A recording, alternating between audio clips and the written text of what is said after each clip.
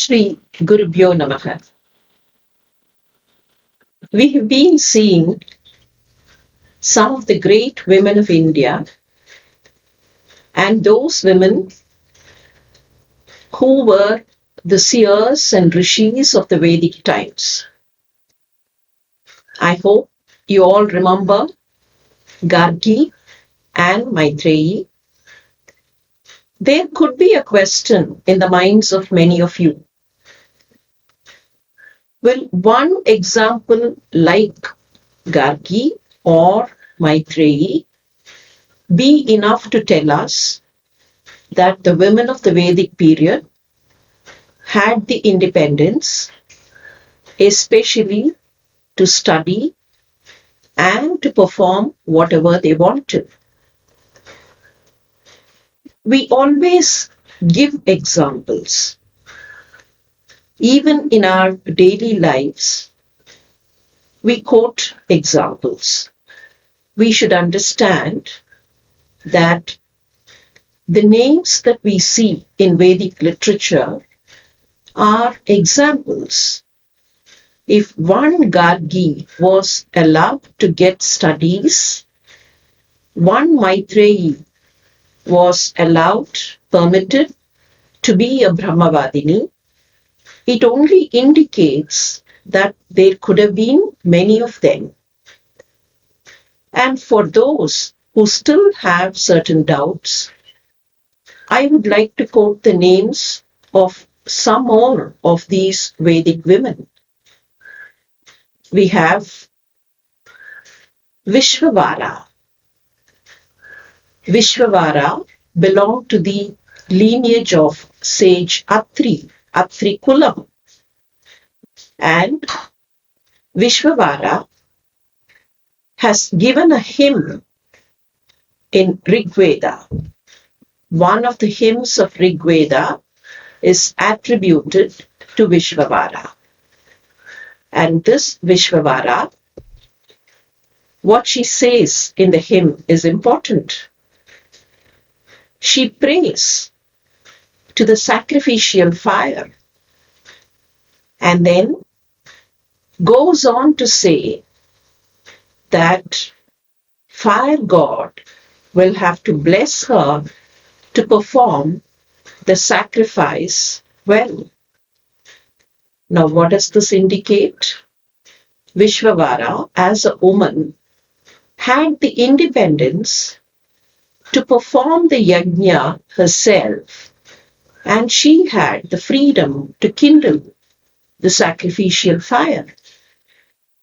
Similar to Vishwavara, we have one other woman of the Atri lineage, slightly unfortunate, and her name was Apala. I call her unfortunate because she was afflicted by a disease. And the reason that the hymn is attributed to her is that she prayed to Indra, and the hymn talks about her prayer to Indra. Indra, we all know, is the head of the Devaloka and is the head of the Devas. Apala requested Indra to cure her of her disease so that she could lead a normal life. And similar to Apala was another woman who prayed to the Ashwini Devas to get cured of the ailment she had. She was called Gosha. Gosha belonged to a very good lineage. Her father was a sage and her grandfather too. Having been born in the family of sages, Gosha could not get a good groom because she was afflicted by a disease. And Gosha prayed the Ashwini Devas, who are supposed to be the gods of medicine, and was cured of her disease. Now, these are instances where we find women had education, freedom, and the independence to do what they wanted to do. The Atharvana Veda, let me remind you, talks that a girl should study before her marriage. That is another indication to say that women were permitted to get educated, and education was given the primacy in the world. We also find the names of several other women in Vedic literature.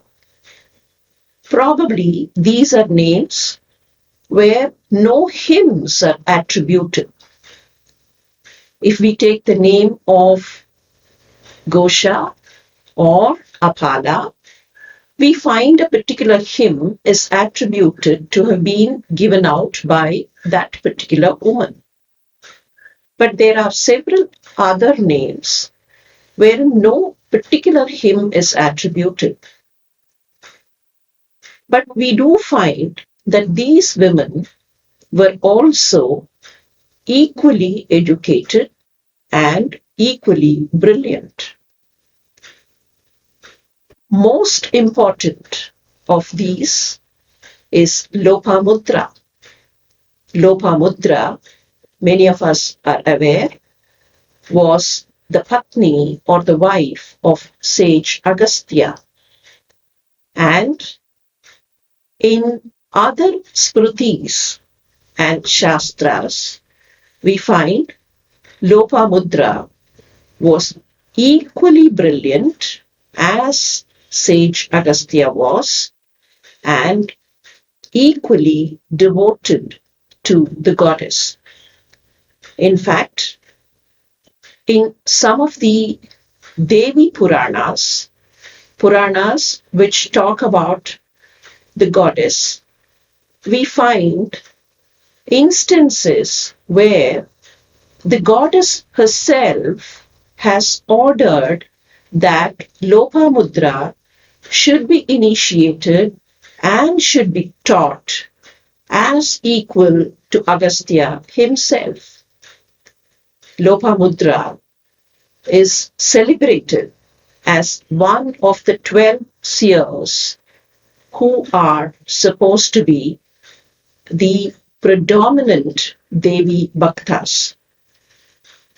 We also find in the Vedic literature instances of women carrying on with social work and work related to the war fronts. It is interesting to know that some of them were charioteers. There was a king by name Mudgala. His wife was called Mudgalani, and this Mudgalani is supposed to have driven the chariot when Mudgala went to the battlefront. How daring and courageous Mudgalani should have been. We don't have to interpret that women were fighting when we think that they went to the war front. Nothing prevented them from fighting for a good cause. At the same time, this information should be interpreted as one where we find women have contributed positively to the good of the society. We also find another instance of another woman where she sustained an injury in the leg when she tried helping someone in the war front. And seeing her courage and seeing her charity, the Ashwini Devas immediately restored her limb back to her. This instance can be thought of one to indicate that women were helpful to others, they had the freedom to do so, and the gods, when they found such a kind of a charitable attitude, were always willing to help. As we expand this information and we find that women have been given a lot of respect, we find such things have been taken into the Puranas and Shastras of the Bharatiya culture. When I think of Mutkalani driving the chariot, I'm equally reminded of Kaikeyi, of whom we have heard in the Ramayana, riding the chariot for King Dasharatha. These are all instances to indicate to us that women had freedom and knowledge, which they utilized to become more and more wiser and stronger. From the Vedic literature, if we move to the epics of this great land of ours, we immediately launch ourselves into the Ramayana. The Ramayana, we know, has several exemplary women, including Sita. We can think of women in Ayodhya, women in Kishkinda, and women in Lanka. As we look through the incidences of Ramayana, we find there were 3 Rajamatas, or the 3 queens of King Dasharatha. We all know the story of Ramayana, so we don't have to now go through the story again. I would like to remind you of one of the great women of Ayodhya, namely Sumitra. King Dasharatha had 3 queens, Koshala, Kaikeyi, and Sumitra. By most of the Ramayanic versions that we have in our country, Rama was the son of Koshala or Kausalya. Bharata was the son of Kaikeyi, and Lakshmana and Shatrugna were the sons of Sumitra. Sumitra had 2 sons. The elder of these 2 sons was Lakshmana. We all know what happened in the Ramayana story when Rama was to leave the palace and go to the forest for 14 years. As Rama readied himself to leave for the forest, Lakshmana wanted to follow Rama into the forest. And we all know that Rama and Lakshmana were inseparable. Now, just imagine what happened there. Let us try to reconstruct the particular scene as it would have happened in those days. Rama had to bid farewell as he was leaving for the forest. So he decided to go to Queen Kausalya, his own biological mother, tell her that he has been ordained to leave for the forest. Rama did so. And after Kausalya, he had to take leave of yet another mother, and that was Sumitra. So Rama went to see Sumitra, at which time Lakshmana also joined him. Now Lakshmana had to get the permission from his mother Sumitra to go to the forest. In those days, the custom was that if someone was to go to the forest, he had to take the permission of either the mother or the father. The father was already lying sick. So the only option for Lakshmana was to take permission from his mother. He was not sure if his mother would permit him to leave for the forest. There could be a resistance from her because the order was only for Rama and did not include Lakshmana. So Lakshmana was a little confused. He did not know what to do. However, he accompanied Rama when Rama went to the palace of Queen Sumitra. He also stood by the side. Rama explained the situation to Sumitra, which she took with no sorrow, after which she turned to Lakshmana. Now Lakshmana did not know what to do. He somehow wanted the permission from the mother. He ran to her and fell at her feet and said, "Mother, I'm going to the forest." How do you expect Sumitra to have reacted? Her very name indicates her friendliness, Mitrata. She was Sumitra, friend to everyone. A personality which was evincing friendliness all over. Her dear son at her feet, what would she say?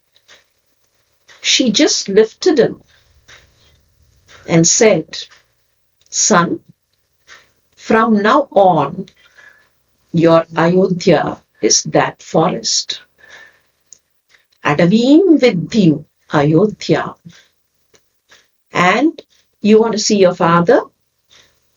Don't think your father is here. From now on, don't think Dasharatha is your father.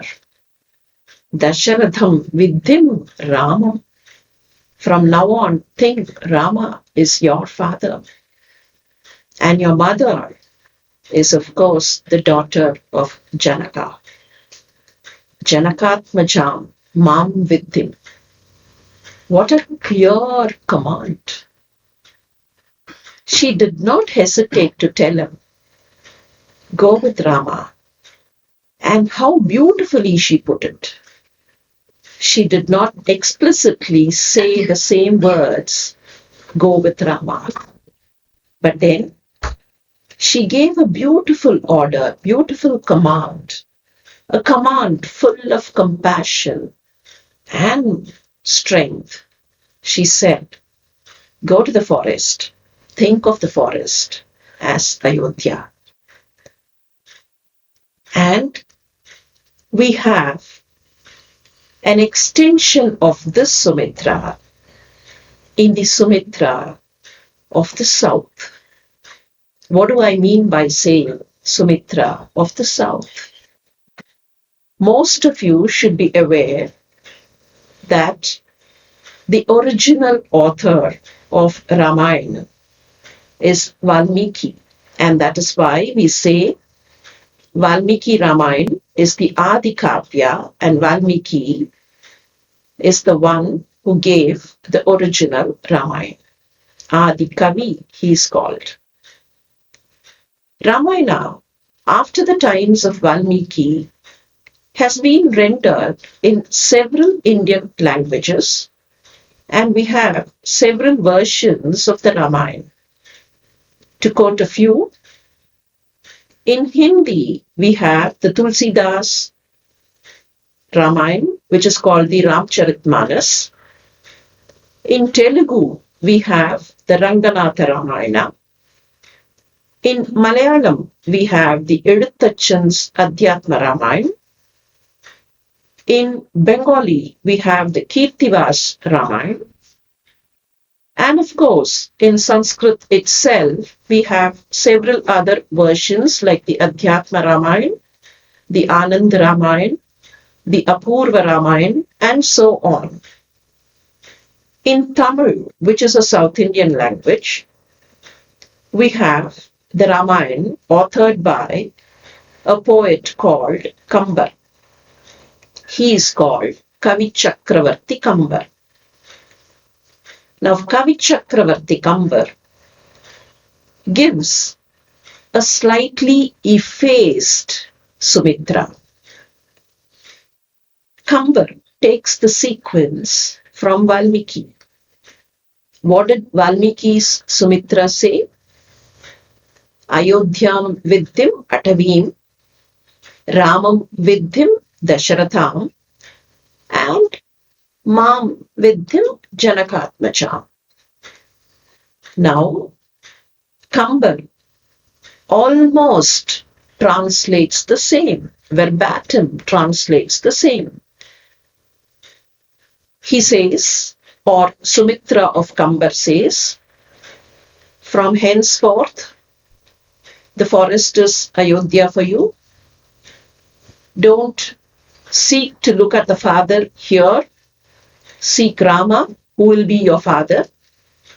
And don't search for mothers here. Go along, and in the forest you'll find Sita to be your mother. And then she continues to say, even if you stand here for one extra second, it is wrong. Ivayin nitranum yedam. Don't stand here. If Rama is leaving, leave along with him. Even if you stand for an extra second in this land, it is something wrong. And she continues further. She says, don't go as a brother. Go as a slave. Why? After all, Lakshmana was Rama's brother. What is wrong if he goes as his brother? She says, don't go as the brother. You go along with him to do kainkarya to him. You know what a lovely command it is? If only Lakshmana thought that he was also a prince, he was the brother of Rama. As a prince, he may want someone to do something for him. Now imagine these boys or these two youth have been the celebrated sons of King Dasharatha, Emperor Dasharatha. And all these years, they've had so many other people, servants of all kinds, doing all things for them. Now, when Rama has to leave for the forest, he cannot expect someone else performing kainkarya to him. But Lakshmana can go with him.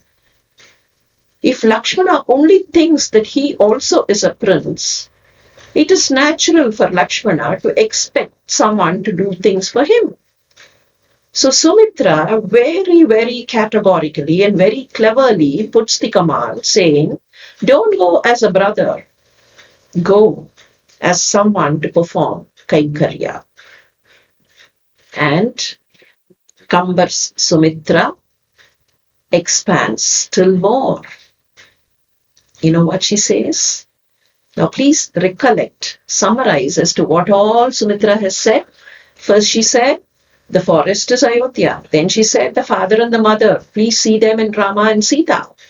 And then the next step she said, go with him. You should not stay here even for one extra second. And then she said, go with him, not as a brother, but as a servant. And now comes the ultimate command, ultimate in glory, ultimate in what a mother could tell a son. You know what she said? He's going for 14 years. If he comes back after 14 years, you come back. If by chance he is not in a position, you die before him. 14 ஆண்டுகள், 14 years. If he comes back, மன்னும் நகர்க்கே அவன் வந்திடின் வா, இல்லையெனில் முன்னம் முடி. If he is in a position to come back, you come back with him. If by chance something happens, don't come back. You get destroyed before him. Can we think of a mother stating this? What amount of courage, of goodwill, of friendliness that Sumitra should have had. She gave her son as a Kainkarya Purusha. And that is why Lakshmana, who is often called Saumitri, meaning the son of Sumitra, is always hailed as the one who possesses wealth. He is Lakshmana. The root of the name comes from the word Laksh. The same root gives us the name of Lakshmi. We say Lakshmi is the goddess of wealth, the goddess of Aishwarya. Laksh will indicate Aishwarya. And what exactly is wealth? What exactly is Aishwarya? Sumitra gives the definition. It is not mere currency. It is not mere land. It is not mere accumulation of money, but then it is the Kainkarya that one is able to do. And what a beautiful example we have in Sumitra. In the same Ramayana, we have several other women who stood for values. Even if you take small characters, not necessarily major characters like Sumitra or Kaushalya or Sita, but minor characters, we find several of these women stood firm on values. How else can we think of Shabari? Shabari is a very minor character in the entire stretch of Ramayana. Shabari was the disciple of sage Matanga. I believe that most of you would remember where Shabari features in Ramayana. We all know the story that she was waiting for Rama to come. She was in the forest.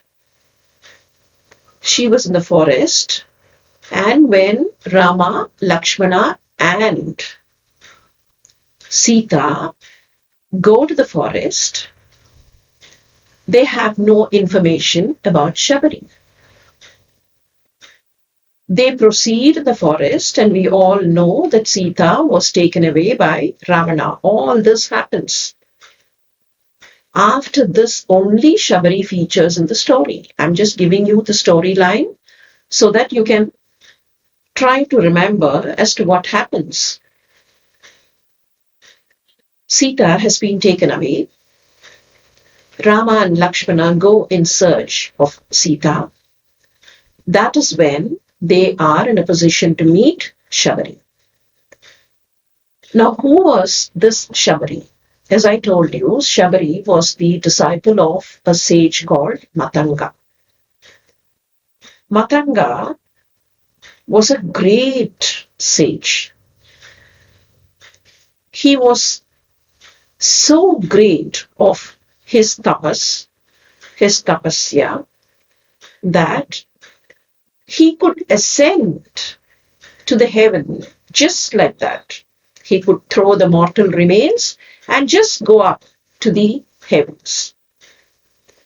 When he decided to go to the heavens, he took all his other disciples.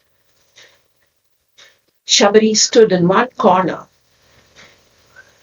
And to give you a little more of what Shabari was, you should understand as to how she became a disciple of the Matanga Rishi. She was living somewhere in that area, and she did not have any proper education.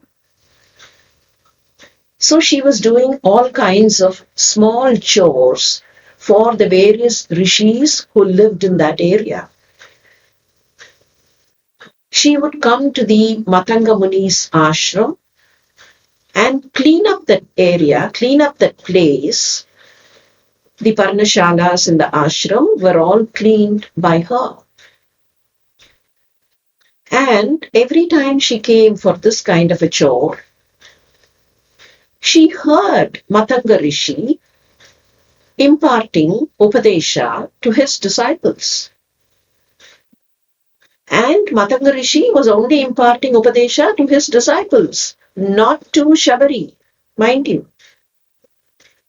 But after some time, Matanga Rishi was surprised to note that Shabari knew everything. As she was sweeping the floor or mopping the floor, she heard what was being told to others and she mastered it.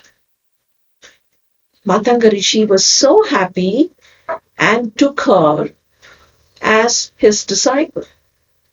That is how she became his disciple.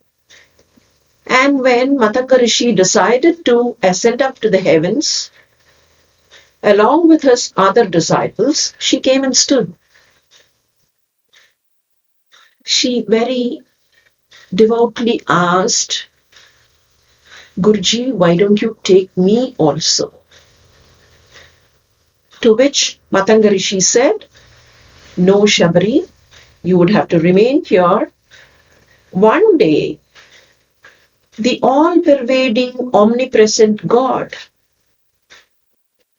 will come as Sri Ramachandra in the clan of Ikshvaku and would be coming this way. You await his arrival. You wait for him. You would have to give him food, and after which you can ask him to grace you with all his benevolence. Once he gives you his benevolence, you can also leave your mortal remains and go to the heavens. Matanga told this and went away. Shabari waited all along. As we look through various versions of Ramayana and all our Shastras, we find that Matanga should have told this to Shabari much before Rama Janana. In other words, Shabari would have been waiting for Rama to come much before Rama was born. And every day she waited. Let me tell you a small everyday incident that many of us would have faced. If someone tells us that he or she is coming to our house, what would we do? Let me say this way. Swamiji says, Bade Maharaj says, that he would come to your house or my house one day.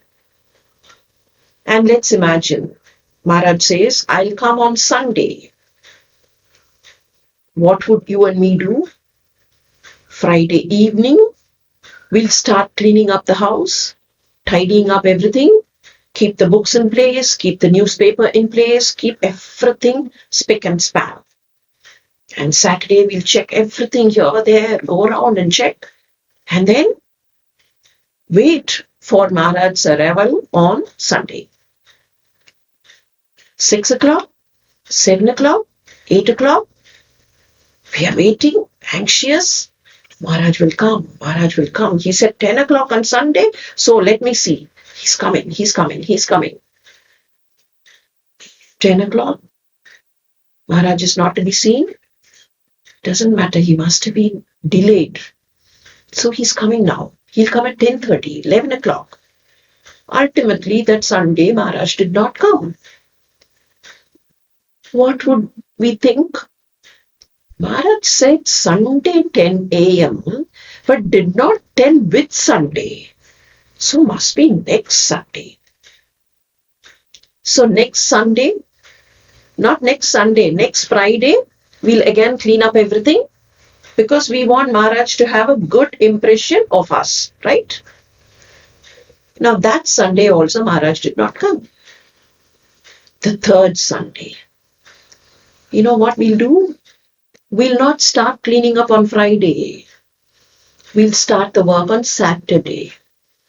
And say, last week itself I've cleaned up everything. Everything is nice only. So if I just touch here and there, it'll be okay. That third Sunday also Maharaj did not come. Fourth Sunday, what will happen? We'll not even clean up on Saturday. Only Sunday morning, little here, there. Let's see if he comes today. Maybe this Sunday or next Sunday. Who knows? And 5-6 weeks go past. Then slowly all our enthusiasm will fade away. And then let's see if Maharaj comes. When he comes, I can just immediately do things. That's what we'll do, isn't it? Slowly, all our enthusiasm will fade away and we'll slowly come down. But mind you, Shabari was waiting much before Rama was born. But every day she waited. She thought today Rama will come. Rama did not come that day. Her faith did not fade away at all. The next morning, she'll bring fruits. Today Rama will come. And the next morning, today he'll come. Every day with all faith, she'll bring those fruits and keep it ready for him. She could have thought, like how you and me think. She could have thought, if Rama comes this side, I can just run, get some fruits. This is after all the forest and lots of fruits are there. No. She had so much of faith. And please remember, faith should be complete. There is nothing called, less faith and more faith and things like that. She had so much of faith, so much of Shraddha. The Shraddha that Swamiji Vivekananda refers to. That Shraddha she had, and she thought today Rama will come. And when Rama came, what did she do? There is a folk story. This story is not found in Valmiki Ramayana or in Kamba Ramayana, but then this is found in a folk story which is part of this culture and part of this land.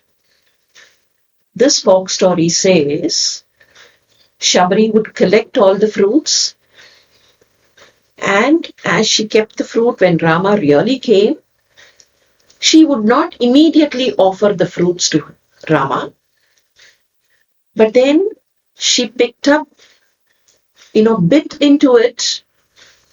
a little into it. All of you should be knowing that you find the Apple computers where you find the Apple symbol, where the apple has been slightly bit into it. Think of Shabari every time you see that symbol.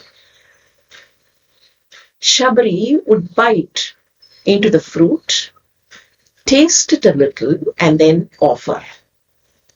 Now we all think when we offer something to God, we should not taste it before. Fine, that is one type of Shastra. But then what was Shabari's affection? What does the mother do? Whatsoever is the technology, how much ever is the advancement, when the mother wants to feed her child, many children might be sitting here and you would have seen your mother giving you food. What would the mother do? When she mixes up the food, she would just taste it a little, check if the temperature is correct, if the taste is correct, if the food is not gone sour. She'll check all that and then give the child. And that's what Shabari did. She wanted to check if the fruits were all right because the fruits were all collected from the forest. She wanted to check if she could give Rama that fruit because if the fruit had gone stale, she did not want her child to have that stale fruit. What amount of affection, what amount of love. And that's the first time she is seeing Rama. And that is why Shabari stands so huge and bright and glorious. She just appears for a few minutes or rather a few hours. That is all. Rama met her, accepted her hospitality, got some information from her because she was the one who gave him the vital information that Sugriva was living in the Rishyamukha Parvata. That was a very vital information that Rama wanted. In fact, Rama sought that information. Again, think of another aspect of Shabari. If you and me want some information, we go in search of it. We think the person who is giving us the information is bigger, right? That is what is normal. And someone who's giving us that information would look at us like this and say, I'm giving you vital information, I am a bigger person. But here, Rama was seeking information. Shabari, who was standing as a colossus and giving that information, was so humble and so simple. So we find such women who were empowered. Now, women empowerment does not mean that you'll have to take a weapon in hand. Empowerment of women does not mean that you would have to shout. Women can be simple, women can be humble, but still strong, bold, courageous, faithful, and standing up to the values they have. That is what we find in the women of our land. So today, we've seen some women from the Ramayana, and next week, we'll again look at the Ramayana and look at women like Sita, Mandodari, and others. Thank you.